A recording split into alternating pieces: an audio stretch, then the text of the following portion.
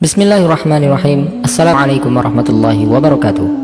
Syafaat adalah satu hal yang dinanti-nantikan oleh setiap muslim dan diharapkan akan diberikan oleh Rasulullah SAW kepadanya.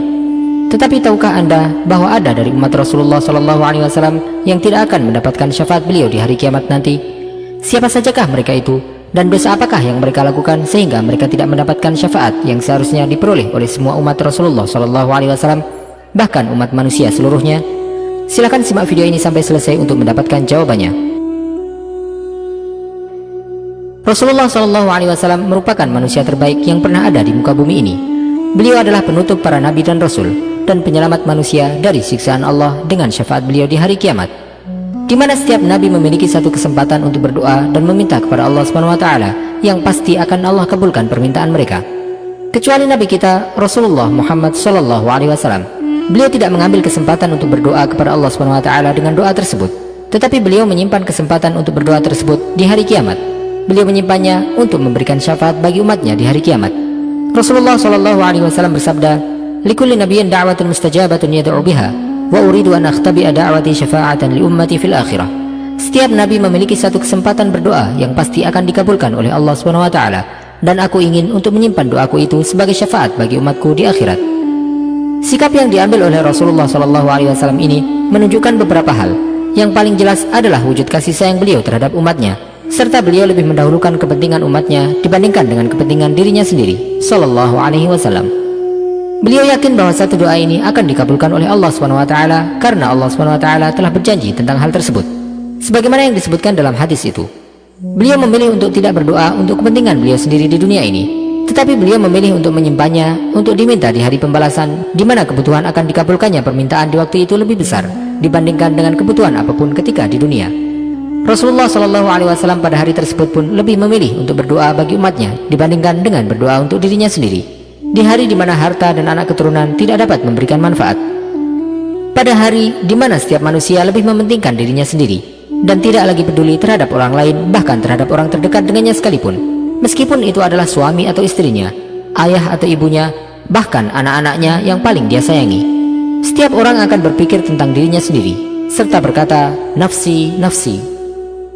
Mereka tidak peduli dengan orang lain, kecuali Rasulullah SAW. Beliau mengkhawatirkan umat beliau akan ditimpa azab dari Allah SWT di hari yang sulit tersebut, di hari di mana manusia dihadapkan kepada Allah SWT dalam keadaan telanjang kaki dan pakaian, sebagaimana ketika mereka dilahirkan di alam dunia. Syafaat adalah hal yang pasti dan wajib untuk diimani, dan yang dimaksud dengan syafaat adalah permintaan kebaikan untuk orang lain, atau agar orang lain tidak terkena hal yang tidak diinginkannya dengan meminta kepada Allah SWT. Syafaat merupakan sebuah permintaan yang akan dikabulkan oleh Allah SWT, dan banyak hadis yang menyebutkan tentang hal tersebut. Hadis-hadis tersebut menyebutkan tentang berbagai macam syafaat yang akan didapatkan oleh manusia di hari kiamat, dan syafaat tersebut diberikan oleh Rasulullah SAW juga oleh para nabi yang lain, serta orang-orang saleh dan orang-orang yang mati syahid, di mana seorang yang mati syahid akan dapat memberikan syafaat bagi 70 orang dari kerabatnya. Syafaat yang terbesar adalah syafaat yang diberikan kepada seluruh umat manusia, yang hanya akan diberikan oleh Allah SWT atas permintaan Rasulullah SAW. Rasulullah SAW bersabda dalam sebuah hadis ketika menceritakan tentang kejadian hari kiamat.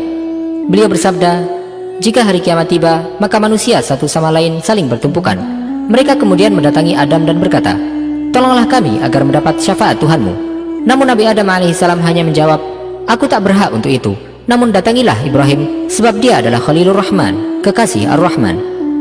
Lantas mereka mendatangi Nabi Ibrahim alaihissalam. Namun sayang, Nabi Ibrahim pun berkata, 'Aku tak berhak untuk itu. Coba datangilah Musa, sebab dia adalah Nabi yang diajak bicara oleh Allah.' Mereka pun kemudian mendatangi Nabi Musa alaihissalam, namun beliau pun berkata, 'Saya tidak berhak untuk itu. Coba mintalah kepada Isa, sebab ia adalah ruh Allah dan kalimahnya.' Maka mereka pun mendatangi Nabi Isa alaihissalam, namun beliau juga berkata, 'Maaf, aku tidak berhak untuk itu. Namun cobalah kalian temui Muhammad Sallallahu Alaihi Wasallam.' Mereka pun mendatangiku sehingga aku pun berkata, 'Aku kemudian meminta izin Tuhanku dan aku diizinkan. Allah SWT memberikan ilham kepadaku dengan pujian-pujian yang aku pergunakan untuk memanjatkan pujian terhadapnya, yang jika pujian-pujian itu ada sekarang, aku tidak melafadzkan pujian-pujian itu.' Aku pun tersungkur sujud kepadanya. Lantas Allah berfirman, 'Ya Muhammad, irfa' ra'sak wa qul yusma'lak wasal tu'ta washfa' tushaffa'. Wahai Muhammad, angkatlah kepalamu, katakanlah engkau akan didengar, mintalah engkau akan diberi, mintalah syafaat dan engkau akan diberikan syafaat. Maka aku menghibah, wahai Tuhanku, umatku, umatku. Allah menjawab, pergilah dan keluarkanlah dari neraka siapa saja yang dalam hatinya masih terdapat sebiji gantung keimanan. Maka aku mendatangi mereka hingga aku pun memberi mereka syafaat. Kemudian aku kembali menemui Tuhanku dan aku memanjatkan pujian-pujian tersebut. Kemudian aku tersungkur bersujud kepadanya, lantas ada suara, Ya Muhammad, irfa' ra'sak, wa qul yusma'alak, wasal tu'ta, washfa'tu syafa'. Hai Muhammad, angkatlah kepalamu dan katakanlah engkau akan didengar, dan mintalah engkau akan diberi, dan mintalah syafaat, engkau akan diberi syafaat. Maka aku berkata, umatku, umatku. Allah SWT kemudian berfirman, pergi dan keluarkanlah siapa saja yang dalam hatinya masih ada sebiji sawi keimanan. Maka aku pun pergi ke neraka dan mengeluarkan mereka. Kemudian aku kembali memanjatkan pujian-pujian itu dan tersungkur sujud kepadanya. Lantas Allah kembali berfirman, Ya Muhammad, irfa' ra'sak, wa qul yusma'alak, wasal tu'ata, washfa'tu syafa'. Wahai Muhammad, angkatlah kepalamu, katakanlah engkau akan didengar, mintalah engkau akan diberi, dan mintalah syafaat, engkau akan diberi syafaat. Maka aku berkata, wahai Tuhanku, umatku, umatku. Maka Allah berfirman, berangkat dan keluarkanlah siapa saja yang dalam hatinya masih ada iman meskipun jauh lebih kecil daripada sebiji sawi. Maka aku pun berangkat dan mengeluarkan mereka dari neraka. Selain itu, ada pula syafaat yang diberikan kepada umat manusia dari Rasulullah SAW, yang juga diberikan pula oleh para nabi, para malaikat, serta orang-orang saleh. Syafaat tersebut diberikan dalam bentuk bermacam-macam, antara lain, yang pertama adalah syafaat yang diberikan bagi orang-orang yang telah masuk neraka agar dapat keluar darinya. Hal ini sebagaimana yang disebutkan oleh Rasulullah SAW dalam sebuah hadis sahihnya. Fawalladhi nafsi biyadih, ma minkum min ahadin bi ashadda munashadatan lillahi fi istiqsa'il haqqi minal mu'minina lillahi yawmal qiyamah li ikhwanihim alladhina fin nar yaqulun rabbana kanu yasumuna ma'ana wa yusalluna wa yahujjun fayuqalu lahum akhriju man araftum fatuharramu suwaruhum 'ala an-nar fayukhrijuna khalqan katsiran qad akhadhatin naru ila nisfi saqayhi wa ila rukbatayhi. Demi zat yang jiwaku berada di tangannya, tidak ada seorang pun di antara kalian yang lebih bersungguh-sungguh dalam permintaannya kepada Allah SWT untuk mendapatkan haknya dibandingkan dengan orang-orang yang beriman yang meminta kepada Allah SWT di hari kiamat untuk saudara-saudara mereka yang berada di neraka. Mereka berkata, Ya Rabb, mereka berpuasa bersama kami, mereka juga salat dan melaksanakan haji. Maka akan dikatakan kepada mereka, keluarkanlah orang-orang yang kalian kenal. Maka mereka pun tidak akan terkena api neraka. Kemudian mereka mengeluarkan banyak orang yang neraka telah menjilat hingga setengah betisnya atau sampai kedua lututnya. Syafaat yang kedua, syafaat yang diberikan bagi orang-orang yang seharusnya masuk neraka, tetapi mereka akhirnya tidak masuk ke dalamnya.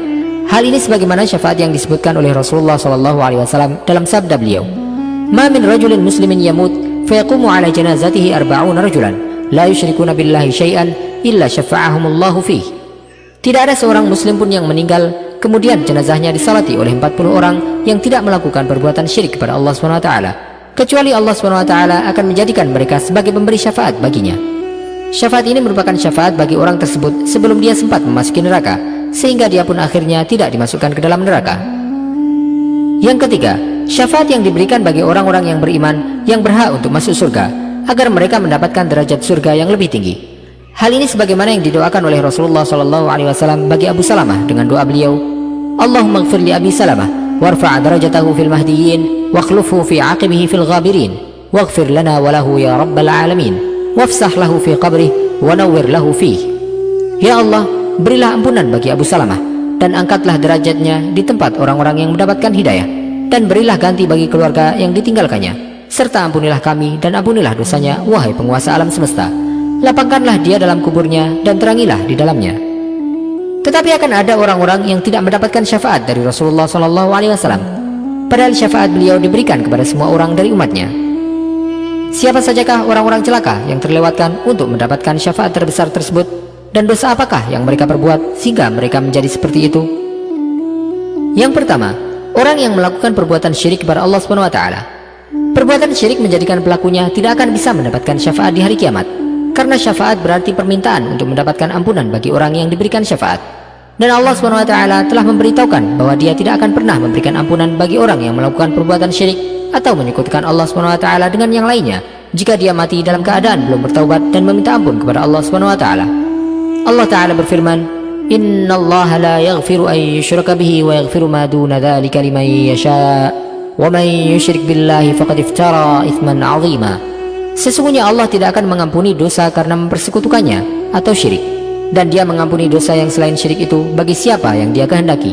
Barang siapa mempersekutukan Allah, maka sungguh dia telah berbuat dosa yang besar. Perbuatan syirik menghapuskan semua perbuatan baik yang dilakukan dan menjadikan perbuatan baik tersebut tidak berarti sama sekali. Seberapa banyak pun perbuatan baik yang dilakukan oleh seseorang yang melakukan perbuatan syirik, Allah SWT tidak akan menerimanya sama sekali dan akan menjadikannya bagaikan debu yang berterbangan. Allah Ta'ala berfirman, وَلَقَدْ أُوحِيَ إِلَيْكَ وَإِلَى الَّذِينَ مِنْ قَبْلِكَ لَئِنْ أَشْرَكْتَ لَيَحْبَطَنَّ عَمَلُكَ وَلَتَكُونَنَّ مِنَ الْخَاسِرِينَ. Dan sungguh telah diwahyukan kepadamu dan kepada nabi-nabi yang sebelummu, sungguh jika engkau mempersekutukan Allah, niscaya akan hapuslah amalmu dan tentulah engkau termasuk orang yang rugi. Orang-orang yang akan mendapatkan syafaat hanyalah orang yang beriman tetapi dia melakukan kesalahan, baik banyak ataupun sedikit. Bahkan orang-orang yang melakukan perbuatan dosa besar, dengan syafaat yang diberikan oleh orang yang memberikan syafaat, Allah SWT bisa saja akan mengampuni dosa mereka dan tidak memberikan azab atas perbuatan dosa yang mereka lakukan.